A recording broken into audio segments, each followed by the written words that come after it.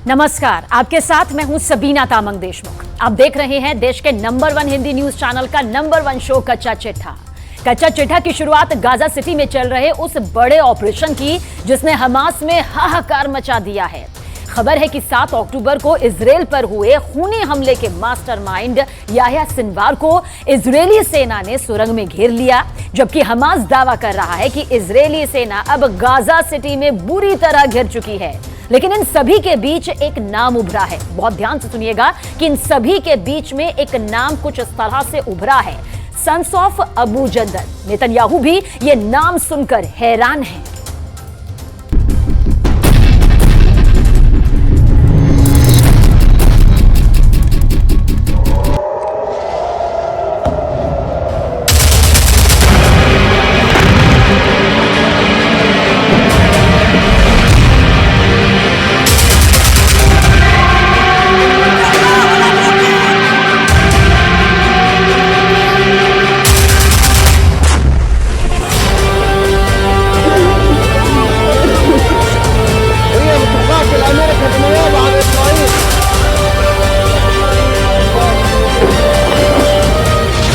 Israel का काल बना सन्स ऑफ अबू जंदल।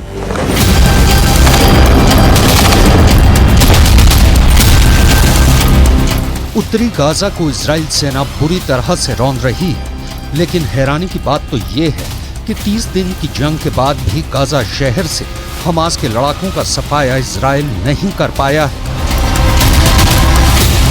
खबर तो यहां तक आ चुकी है कि हमास, हिजबुल्ला और अब फिलिस्तीन के सबसे खूंखार ग्रुप सन्स ऑफ अबू जंदल ने इजरायली सेना के खिलाफ मोर्चा खोल दिया है। हम आपको बता दें, सन्स ऑफ अबू जंदल के लड़ाकों ने फिलिस्तीन के राष्ट्रपति महमूद अब्बास को सिर्फ 24 घंटे का वक्त दिया है कि वो इजराइल के खिलाफ फिलिस्तीन की तरफ से भीषण और आर पार की जंग का ऐलान करें, नहीं तो महमूद अब्बास को भी सन्स ऑफ अबू जंदल जिंदा नहीं छोड़ेगा। हम आपको ये भी दिखाएंगे कि क्यों इजरायली सेना आनन फानन में ऐलान कर रही है कि उसने 7 अक्टूबर हमले के असली मास्टरमाइंड हमास के टॉप कमांडर याह्या सिनवार को गाजा की सुरंगों में घेर लिया है। हम आपको ये बताएंगे क्यों इजरायली सेना को हमास से लड़ने के लिए अमेरिका, फ्रांस और यूरोपीय देशों से बेहद घातक हथियार और बंकर बस्टर बमों की जरूरत पड़ रही है।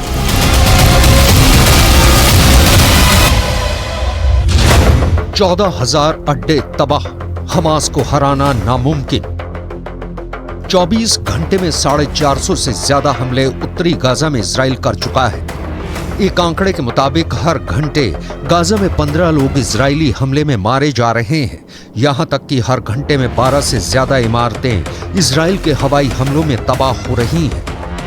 पहले आप ये देख लीजिए इजराइल की सेना हमास के सफाई पर क्या क्या ऐलान कर रही है और हमास क्यों कह रहा है कि इजराइल हमास से गाजा में जंग नहीं जीत पाएगा।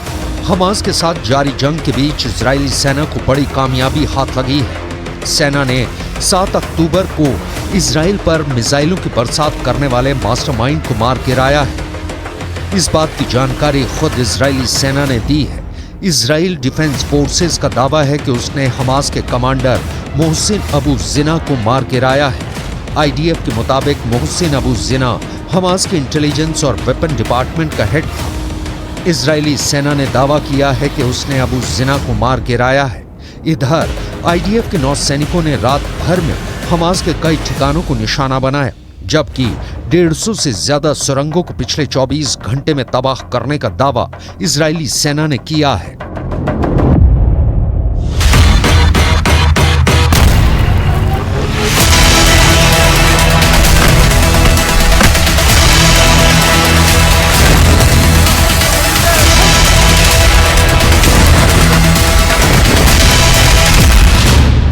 घिर गया कमांडर याह्या सिनवार। हालांकि हमास, हिजबुल्ला और हूती के साझा हमलों की वजह से इजराइल की मुश्किलें बढ़ गई हैं। इसके बावजूद इजरायली फौज ना रुकी है, ना झुकी है। चुनौतियों को स्वीकार कर आईडीएफ जवान करारा जवाब दे रहे हैं। इजरायली सेना और उनके भारी भरकम टैंक तबाही मचा रहे हैं। जमीन पर जंग अब चरम पर पहुंच चुकी है। इजरायली रक्षा मंत्री भी गाजा पहुंच चुके हैं। वहां वो अपने सैनिकों की जमकर हौसला अफजाई कर रहे हैं। खबर तो यहां तक आ रही है कि गाजा के बिन लादेन के नाम से कुख्यात याहिया सिनवार को इजरायली सेना ने एक सुरंग में चारों तरफ से घेर लिया है। हमास के टॉप लीडर याहिया सिनवार को बंकर में घेरने का दावा किया गया है। सुरंग में बुरी तरह से फंस चुके सिनवार की सुरंग पर हवाई हमले किए जा रहे हैं, जबकि जमीन पर इजरायली सेना ताबड़तोड़ हमले सुरंग पर कर रही है। इजराइल डिफेंस फोर्सेस का कहना है कि उसके हमले में हमास के कम से कम 10 लड़ाके मारे जा चुके हैं। ये वो आतंकी थे जिन्होंने अल कुद्स अस्पताल के पास एक बिल्डिंग में शरण ली थी। इसी के पास की ही एक सुरंग में याहिया सिनवार मौजूद है, जो अब इजरायली सेना के टारगेट पर आ चुका है। 7 अक्टूबर को इजराइल पर हुए खूनी हमलों का असली मास्टरमाइंड याहिया सिनवार ही है, जिसे अब इजराइल मारने जा रहा है। इजराइल ने गाजा में हमास के लड़ाकों को ऑफर दिया है कि या तो हमास के लड़ाके खुद ही सिनवार को मार दें या उसे इजराइल को सौंप दें। अगर ऐसा हुआ तो युद्ध खत्म हो जाएगा।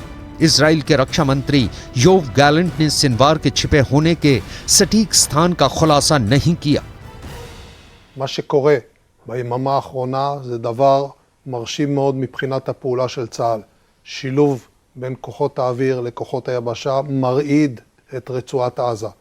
המאמצים האלה מביאים להישגים בלתי רגילים, לפגיעה במחבלים וגם בדרג של מפקדי השדה. सिनवार को गाजा का बिन लादेन कहा जाता है। आईडीएफ ने उसे डेडमैन की संज्ञा दी है। इजराइल के रक्षा मंत्री योव गैलेंट ने कहा है कि गाजा में हमास का नेता अपने बंकर में छिपा हुआ था और वो अपने किसी भी सहयोगी से संपर्क नहीं कर रहा है। इजरायली प्रधानमंत्री बेन्यामिन नेतन्याहू ने 61 साल के सिनवार को बंकर में छोटे हिटलर की तरह काम करने वाला शख्स बताया है। ऐसा माना जा रहा है कि सिनवार गाजा पट्टी अस्पताल के नीचे हमास कंट्रोल सेंटर में छिपा हुआ है। आईडीएफ के प्रवक्ता लेफ्टिनेंट कर्नल रिचर्ड हेचट ने हमास के अत्याचारों में उनकी भूमिका के लिए सिनवार की तुलना अल-कायदा नेता ओसामा बिन लादेन से की है। מודיעין, אוויר, ים ועם שירות הביטחון הכללי. לנגד עינינו כל העת החטופים שמוחזקים בשבי החמאס. इजराइल का काल बना सन्स ऑफ अबू जंदल।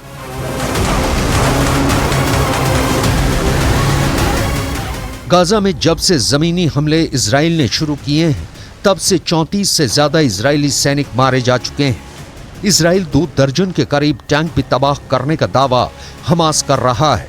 हमास के साथ हिजबुल्ला और हूथी के लड़ाके ही जंग नहीं कर रहे हैं, बल्कि अब तो सन्स ऑफ अबू जंदल के लड़ाके इजराइल के खिलाफ जंग में कूद पड़े हैं।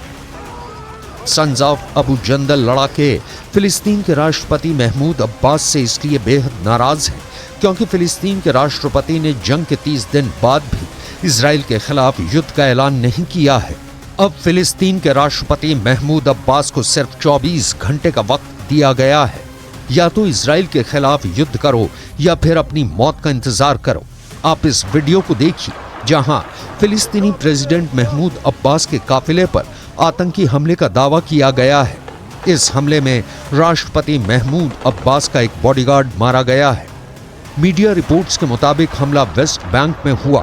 वहीं तुर्की न्यूज़पेपर के मुताबिक हमले की जिम्मेदारी सन्स ऑफ अबू जंदल नाम के संगठन ने ली है। इसमें गोली लगने के बाद बॉडीगार्ड जमीन पर गिरता दिख रहा है। מאז תחילת התמרון הקרקעי השמדנו אין ספור מפקדות, מנהרות, בסיסים, מתקנים של החמאס. החמאס מגלה שאנחנו מגיעים למקומות שהוא לא חשב שנגיע אליהם. 14,000 अड्डे तबाह, हमास को हराना नामुमकिन।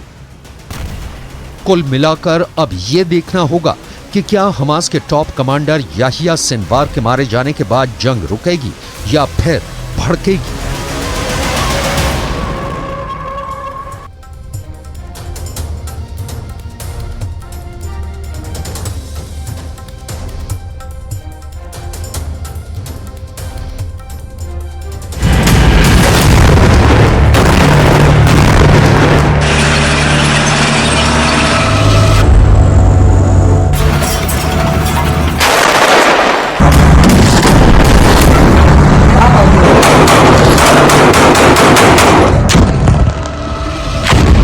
इजराइल गाजा में ग्राउंड ऑपरेशन कैसे कर रहा है?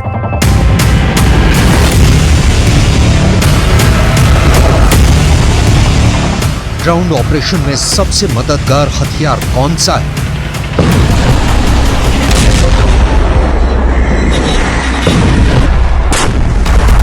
गाजा में अंदर तक पहुंचने के लिए इजराइल की सेना अपने रास्तों को कैसे साफ कर रही है?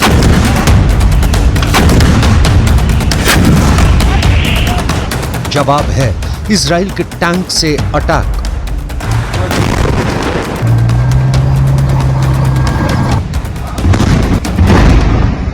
इजराइल का तोप से हमला। लेकिन अमेरिका से जो खबर आई है वो इस ऑपरेशन की राह में रोड़े अटकाने वाली है।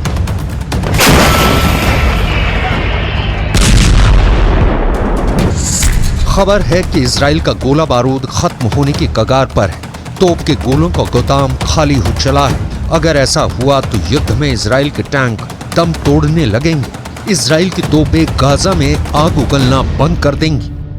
ये सवाल इसलिए क्योंकि अमेरिका से इजराइल के लिए बहुत बेचैन करने वाली खबर आई है। गाजा की जमीन पर इजराइल बारूद की बारिश कर रहा है, बम बरसा रहा है, मिसाइलें चला रहा है, टैंकों से आग उगल रहा है, तोपों से गोले बरसाकर गाजा को तबाह करता जा रहा है। खबर है कि अब तक की जंग में इजराइल की सेना ने इतनी भारी तादाद में गोले दागे हैं कि अब इजराइल को खुद गोलों की जरूरत महसूस हो रही है। दावा किया जा रहा है कि इजराइल के गोले वाला गोदाम खाली हो रहा है और आने वाले वक्त में इजराइल को गोलों को इंपोर्ट करना बहुत जरूरी है। परेशानी ये है कि इजराइल को तोप के गोले अमेरिका से मिलते हैं। दावा किया जा रहा है कि इजराइल को जितने गोलों की जरूरत है उतने अमेरिका अभी बना ही नहीं पा रहा है। अमेरिका रोज 500 गोले ही बना सकता है। इजराइल ने 155 mm के 10 लाख गोलों का ऑर्डर दे रखा है। दावे के मुताबिक ऑर्डर की सप्लाई 2024 से पहले होना मुश्किल है।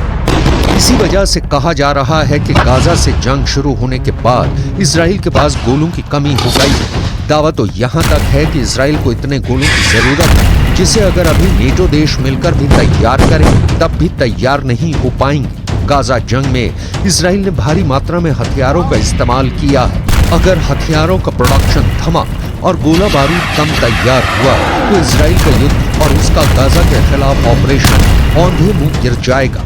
यही वजह है कि इजराइल अमेरिका में मौजूद हथियारों की फैक्ट्री की पल पल की अपडेट ले रहा है। बेन्यामिन नेतन्याहू की नजर फैक्ट्री के उत्पादन पर है। इजरायली सेना की नजर हथियारों की लॉन्चिंग और उससे फर्राती गाजा की गलियों पर भी है। इजराइल के साथ साथ अमेरिका भी नहीं चाहेगा कि उनका प्रोडक्शन रेट गिरे।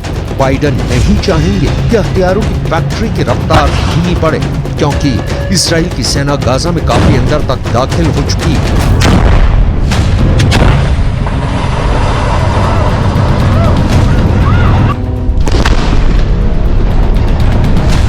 टाइम्स ऑफ इजराइल की रिपोर्ट के मुताबिक गाजा में हमास के आतंकी ठिकानों को ध्वस्त करने के लिए इजराइल की सेना ने तोपों का इस्तेमाल ज्यादा किया। वजह है गाजा की घनी बसावट। गाजा शहरी और घनी आबादी वाला इलाका है। ऐसे में इजराइल अगर वहां सीधे सेना को तैनात करता है तो हमास से युद्ध में आम लोगों की ज्यादा मौतें होंगी। इसी बात को ध्यान में रखते हुए इजराइल की सेना अधिक से अधिक तोपों का इस्तेमाल कर रही है। इसी वजह से इजराइल के पास तोपों की गोलों की कमी पड़ गई।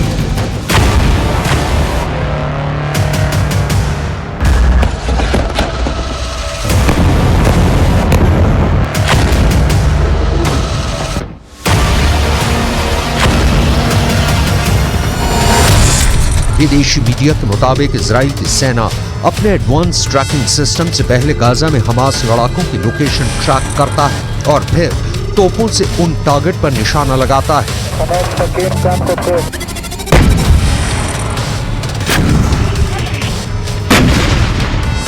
सवाल है, जब ये तोप का गोला जंग के लिए इतना जरूरी है, फिर इजराइल जैसे देश का गोदाम इन गोलों से कैसे खाली हो गया? जवाब है यूक्रेन युद्ध। यूक्रेन की सेना रूस से लोहा लेने के लिए इन्हीं गोलों का इस्तेमाल कर रही है। यूक्रेन की मदद के लिए अमेरिका ने इजराइल में रखे गोलों को यूक्रेन भेज दिया, जिससे अब इजराइल के सामने संकट खड़ा हो गया है।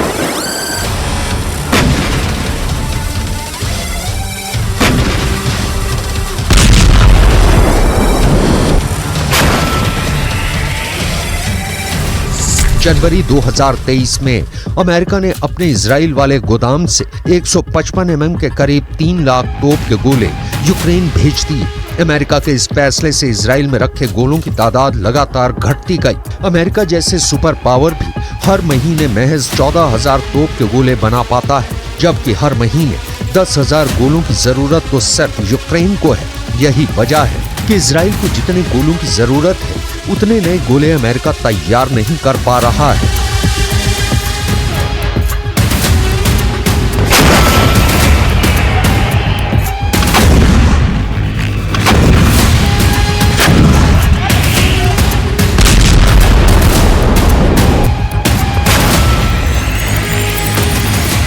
वहीं इजराइल की सेना का दावा है कि वो गाजा में ऐसी आग बरसा रहा है जिसे गाजा में पहले कभी नहीं देखा गया था। हवा से, जमीन से, सुरंग और बंकर से इजरायली सेना के जवानों को जहां जगह मिल रही है, मिट्टी में मिला देने वाले रॉकेट को गाजा पर बिना निशाना साधे दाग दिया जा रहा है। इजरायली फौज ने हमास के हर छोटे बड़े लड़ाके और उनके ठिकाने को खत्म करने की सौगंध खा रखी है। गाजा पर 18,000 टन बारूद बरसने का दावा किया जा रहा है। अल जजीरा के मुताबिक गाजा में हो रही इजरायली बमबारी में हर घंटे 42 बम दागे जा रहे हैं। 15 लोगों की मौत हो रही है, 35 लोग घायल हो रहे हैं और 12 इमारतें तबाह हो रही हैं।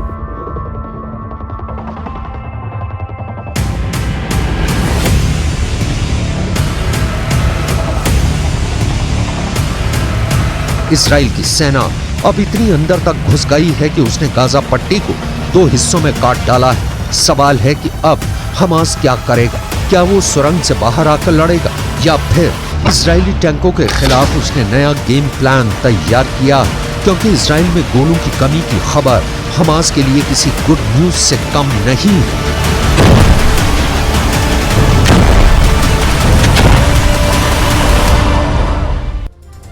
इजराइल से लेकर अमेरिका तक सबको अब शनिवार का बेसब्री से इंतजार, क्योंकि हिजबुल्लाह शनिवार को महायुद्ध का फाइनल ऐलान कर सकता है। कहा यह जा रहा है कि इजराइल पर अटैक करने के लिए रविवार से शुरुआत की जाएगी और इसे ही इजराइल का ब्लैक संडे तक कहा जा रहा है।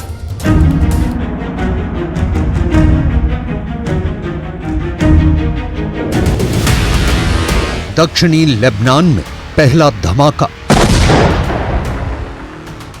और फिर कुछ सेकंड के बाद हुआ दूसरा धमाका। ये लेबनान का गांव कफार किला है और यहां इजराइल ने जमकर बम बरसाए। ये इजराइल और लेबनान के मिलिशिया हिजबुल्लाह के बीच डायरेक्ट युद्ध है, जिसके शोले अब पूरी दुनिया को जला सकते हैं। हिजबुल्लाह ने ऐसा ऐलान किया है कि इजराइल के लिए अगला रविवार ब्लैक संडे बन सकता है। हिजबुल्लाह के महासचिव हसन नसरल्लाह का शनिवार को फिर से एक भाषण होगा। गारंटी दी जा रही है कि इजराइल के खिलाफ युद्ध का ऐलान इस बार पक्का है। यानी हसन नसरल्लाह की सैटरडे स्पीच में इस बार इजराइल के खिलाफ रविवार के बड़े यलगार का ऐलान होने वाला है।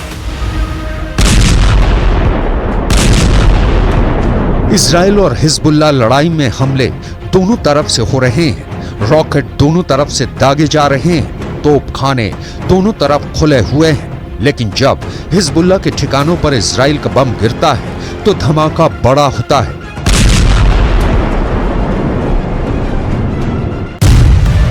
कुल मिलाकर हिजबुल्लाह और इजराइल की टक्कर इस वक्त तीसरी स्टेज पर पहुंच चुकी है। ये लेबनान की राजधानी बेरूत है और यहाँ हिजबुल्लाह के एक लड़ाके का जनाजा निकला है।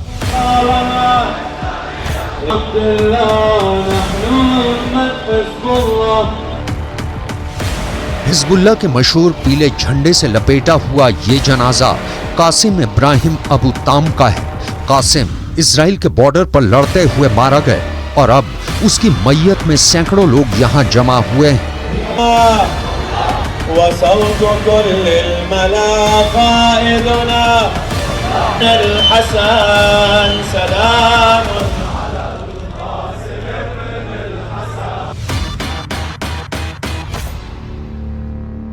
Everybody knows that part of our areas, part of our territories in Lebanon is still occupied by the Israeli occupation. They are targeting our civilians, and we will do everything possible in order to ensure the security of our land, the security and the safety of our people as well. Gaza में अलग अलग Israel Lebanon border पर जो धीमा धीमा युद्ध चल रहा है, उसमें हिजबुल्लाह के 60 से ज्यादा लड़ाके इजराइल के अटैक में मारे जा चुके हैं, जबकि इजराइल के 9 सैनिक हिजबुल्लाह के हमले में जान गंवा चुके हैं। सवाल है कि इस युद्ध में अब शनिवार को हसन नसरल्लाह का दूसरा भाषण क्या इजराइल के लिए अगला दिन ब्लैक संडे साबित कर सकता है? अब हिजबुल्लाह के महासचिव हसन नसरल्लाह का नया भाषण इस युद्ध को किस लेवल पर ले जाएगा, इसे लेकर इजराइल के प्रधानमंत्री बेन्यामिन नेतन्याहू ने बड़ी धमकी दे दी है। תקפנו מטרות רבות של חיזבאללה, חיסלנו מחבלים רבים, ואני שב ואומר, אם חיזבאללה יבחר להיכנס למלחמה, הוא יעשה את טעות חייו. गाजा तो इजराइल की बमबारी में खंडहर बनता जा रहा है।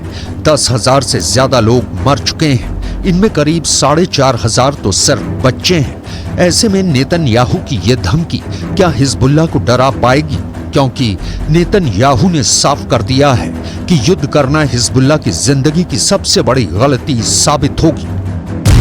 इजराइल का दावा है कि हिजबुल्लाह के पास 1.5 लाख से ज्यादा रॉकेट हैं और इन रॉकेट्स के निशाने पर उसके हाइफा और तेल अवीव जैसे शहर हैं। ये रॉकेट इजराइल पर गिरे तो इजराइल के 2 बड़े शहरों का काम तमाम हो जाएगा। हिजबुल्लाह वो संगठन है जिसे ईरान से पूरी मदद मिलती है और ईरान हिजबुल्लाह को इजराइल के खिलाफ एक बड़े हथियार के तौर पर इस्तेमाल भी करता आया है। इसलिए अगर हिजबुल्लाह को नुकसान उठाना पड़ रहा है तो समझ लीजिए ईरान को भी बड़ा झटका लग रहा है। वैसे नेतन्याहू भी यही चाहते हैं, लेकिन उनकी ये ख्वाहिश अब पश्चिम एशिया को बारूद के ढेर पर बैठा चुकी है।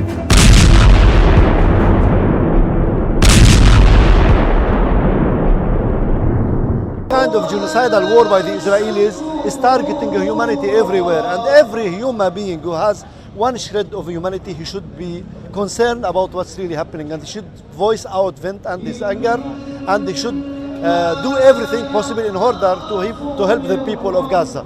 We in Lebanon as Hezbollah, we're doing our part of the job against this occupation. लेकिन इसमें कोई शक नहीं कि अब हिजबुल्लाह का खतरा अमेरिका भी महसूस कर रहा है, क्योंकि इजराइल को बचाने आए अमेरिका की जंगी जहाज अब हिजबुल्लाह के टारगेट पर आ चुके हैं। यह है हिजबुल्लाह की एंटी शिप मिसाइल, जिसके टारगेट पर वो जहाज हैं जो इस वक्त भूमध्य सागर में खड़े हुए हैं। ये ऐसी मिसाइल है जो सैकड़ों किलोमीटर के दायरे में किसी भी जंगी जहाज के 2 टुकड़े कर सकती है। इस वीडियो के जारी होने के बाद अमेरिका थोड़ा सकपका सा गया है, क्योंकि हिजबुल्लाह से टक्कर लेकर वो अपना बड़ा नुकसान नहीं कराना चाहेगा। हिजबुल्लाह के एंटी शिप मिसाइलों का वीडियो आने के बाद इजराइल ने अपनी नौसेना को एक्टिव कर दिया है। गाजा के समुद्री तट पर हमलों के साथ साथ इजराइल की नेवी अब लेबनान की समुद्री सेना के आसपास भी घूम रही है, ताकि हिजबुल्लाह की हरकतों की टोह ली जा सके। हिजबुल्लाह की एंटी शिप मिसाइल अमेरिका और इजराइल दोनों को जबरदस्त झटका दे सकती है।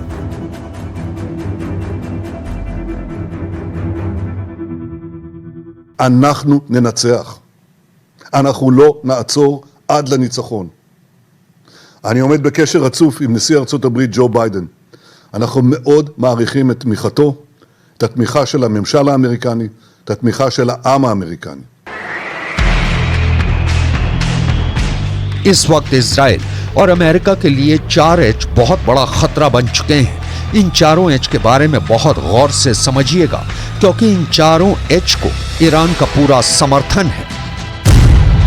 H से हमास, H से हिजबुल्लाह यानी लेबनान का मिलिशिया, H से इराक का मिलिशिया हशद अल शाबी, H से हुथी यानी यमन का विद्रोही गुट। यमन के हुथी विद्रोहियों ने इजराइल के खिलाफ कई ड्रोन लॉन्च करने का वीडियो जारी किया है।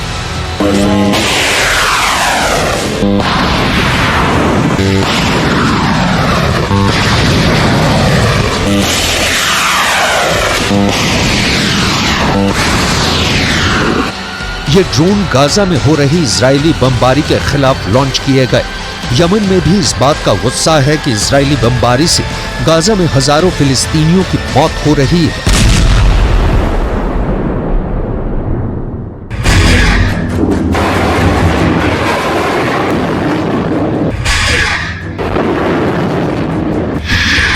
इजराइल के शहर टारगेट पर हैं और गाजा में बमबारी के खिलाफ हिजबुल्लाह और हूथी दोनों ने अपना हथियार गोदाम खोल दिया है।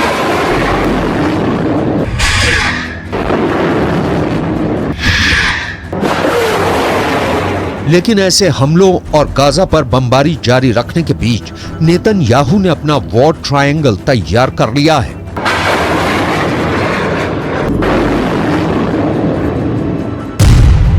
नेतन्याहू के वॉर ट्रायंगल में सबसे बड़ा कोना गाजा में हमास का पूरी तरह से खात्मा है। नेतन्याहू के वॉर ट्रायंगल में दूसरा बड़ा कोना लेबनान में हिजबुल्लाह का अंत है, जबकि नेतन्याहू के वॉर ट्रायंगल का तीसरा सबसे खतरनाक कोना है सीरिया, जहां से इराक का मिलिशिया हशद अल शाबी इजराइल के बॉर्डर तक पहुंच सकता है। यही वजह है कि सीरिया पर इजराइल की एयरफोर्स ने हमले तेज कर दिए हैं। ये तीनों जगह इजराइल के बॉर्डर से लगी हुई हैं और इजराइल इन्हें अपने खिलाफ सबसे बड़ा खतरा मानता है। इजराइल के जवाबी हमलों को देखकर कोई भी नहीं कहेगा कि इजराइल अब पीछे हटेगा। उसके रास्ते में जो आएगा इजराइल अब उसे मिटाना चाहता है, फिर चाहे वो हमास हो, हिजबुल्लाह हो, यमन हो या फिर ईरान। अमेरिका की मदद से इजराइल अब खुद को कई फ्रंट पर लड़ने के लिए तैयार कर चुका है। इजराइल और गाजा के बीच शुरू हुई जंग अब पूरी दुनिया को अपनी चपेट में ले सकती है। ये युद्ध लेबनान और सीरिया में तो दाखिल हो ही चुका है। अब पूरा पश्चिम एशिया इसकी जद में कैसे आएगा, सबको यही डर सता रहा है।